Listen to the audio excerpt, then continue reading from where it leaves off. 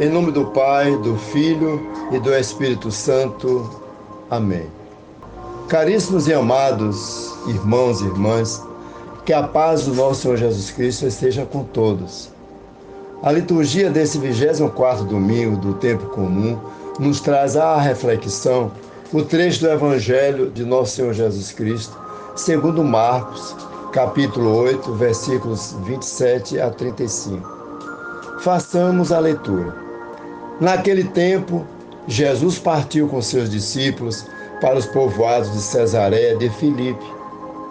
No caminho, perguntou aos discípulos: quem dizem os homens que eu sou? Eles responderam: alguns dizem que tu és João Batista, outros que és Elias, outros ainda que és um dos profetas. Então lhe perguntou: e vós, quem dizeis que eu sou? Pedro respondeu: tu és o Messias. Jesus proibiu-lhes severamente de falar a alguém a seu respeito. Em seguida, começou a ensiná-los, dizendo que o Filho do Homem devia sofrer muito, ser rejeitado pelos anciãos, pelos sumos sacerdotes e doutores da lei, devia ser morto e ressuscitar depois de 3 dias. Ele dizia isso abertamente. Então Pedro tomou Jesus à parte e começou a repreendê-lo. Jesus voltou-se, olhou para os discípulos e repreendeu a Pedro, dizendo: vai para longe de mim, Satanás.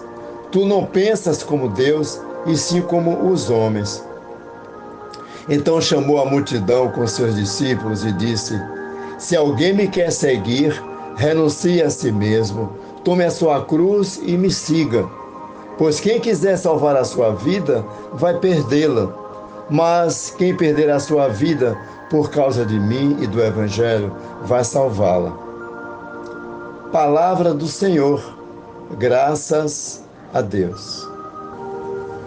No domingo anterior, o 23º, Jesus curou a cegueira do coração de seus discípulos, curou a cegueira do nosso coração, representada pela cura do surdo-mudo. Já nesse domingo, Jesus se revela, após a cura da cegueira do nosso coração, ele se revela como o Messias e deseja que nós o anunciemos como tal, como o Messias. Mas, antes de anunciá-lo como Messias, é preciso escutar dele, de Jesus, o verdadeiro sentido da sua messianidade e, após refletir sobre o Messias sofredor, colocar-nos como seus discípulos, aceitando as consequências dessa escolha em nossa vida. Já no seu batismo, o messianismo de Jesus aparece como o servo-filho. Então veio dos céus uma voz: tu és o meu filho amado, de ti me agrado. Marcos capítulo 1, versículo 11.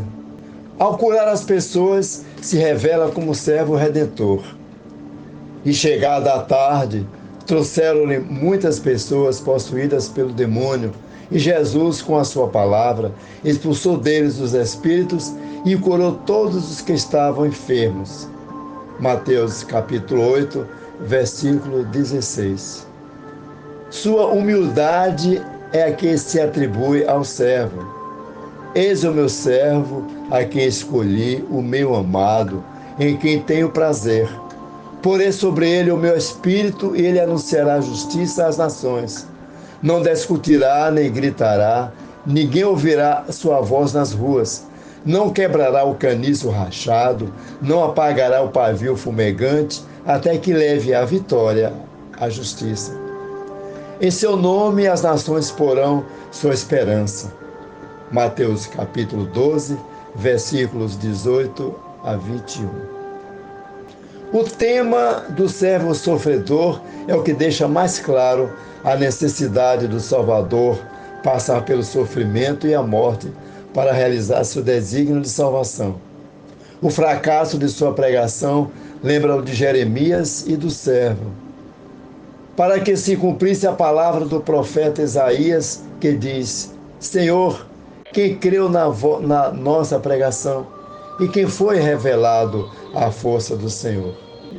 João capítulo 12, versículo 38. Os judeus não imaginavam o Messias como servo sofredor. Seria um escândalo essa concepção. Os discípulos, mesmo distinguindo-se das outras pessoas que ouviam Jesus, não aceitavam a cruz como uma necessidade. E Pedro, com a sua reação, passa a Jesus esse sentimento de seus discípulos. Jesus seguirá na educação da fé de seus discípulos sobre a necessidade da cruz e sua missão salvadora. Pedro raciocina como homem e não como Deus, nos explica Jesus. Após repreender Pedro, Jesus os convida a segui-lo, a caminhar com ele como verdadeiros discípulos, dispostos a tomar também sua cruz. É preciso perder a própria vida para encontrá-la, para refletirmos. A cruz de Cristo continua a ser para nós loucura e escândalo? Ou estamos dispostos a aceitar Jesus como Cristo, como Filho de Deus, como o enviado do Pai e aceitando o Cristo do Calvário como um mistério? A nossa resposta vai depender da nossa forma de pensar, com a lógica do Espírito ou com a lógica da carne, de pensarmos como Deus ou pensarmos como homens, de pensarmos como Jesus ou pensarmos como Pedro. Para encerrarmos, na cruz, Deus abriu seu coração, revelou seu mais profundo segredo, um Deus amoroso e solidário com todos os homens. Enfim, o verdadeiro crente, o verdadeiro fiel, não é aquele que crê em Deus apesar dos sofrimentos, mas antes o que segue Jesus no caminho da cruz. Que o Senhor abençoe a todos. Louvado seja nosso Senhor Jesus Cristo, para sempre seja louvado.